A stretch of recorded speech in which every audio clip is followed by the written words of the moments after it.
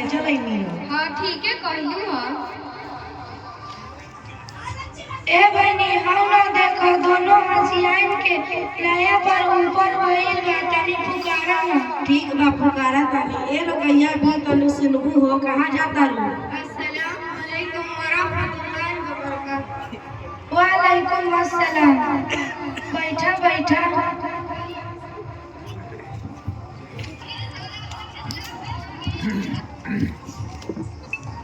कहवा जात रहलू हो? ए भाई हमने से जात नहीं नमाज पढ़े और तोरी नमाज पढ़ लेलू का? ना हमने कौन सा हजियान पानी क्या हो सके? ए भाई ऐसे ना बोलेगे ऐसे अल्लाह नाराज होला। अच्छा रुकया तू तो बड़ी अल्लाह अल्लाह करत नमाज पढ़े लेकिन नमाज पढ़े के ढंग मालूम बा?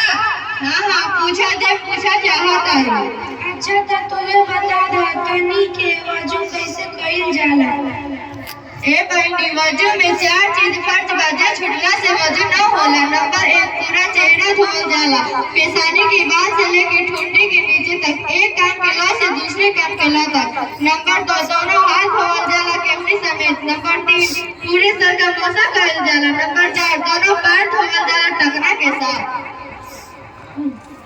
हमने के जांच लेलू तो हमें कुछ बताई नहीं। हां काहे ना तो बता ना गुस्से में कई को फर्ज है?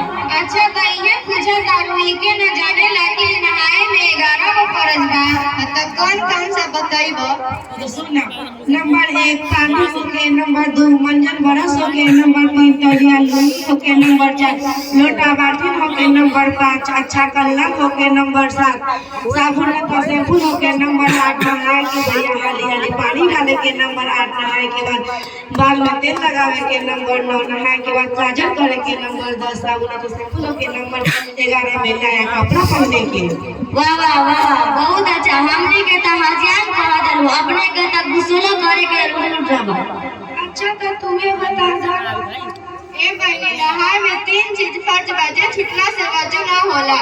नंबर 1 अगर रोजा ना होके तो गलगला के सांस खुली कइल जाला। नंबर 2 नाक के नरम हड्डी तक पानी पहुंचावल जाला। नंबर 3 बदन पर पूरा पानी बहावल जाला, एगो बाल के बराबर सूखा ना रहे।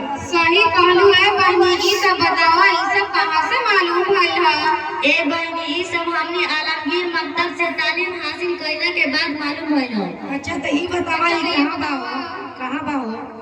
अरे तहरा के नहीं के मालूम? आलमगीर मकतब पताही चौक पर बा, जेमे हजरत मौलाना तौफीक साहब पढ़ावेला। अच्छा ठीक बा। हमनियो वही नाम लिखवाई चला। अब चला तानी। अस्सलाम वालेकुम व रहमतुल्लाहि व बरकातहू। वालेकुम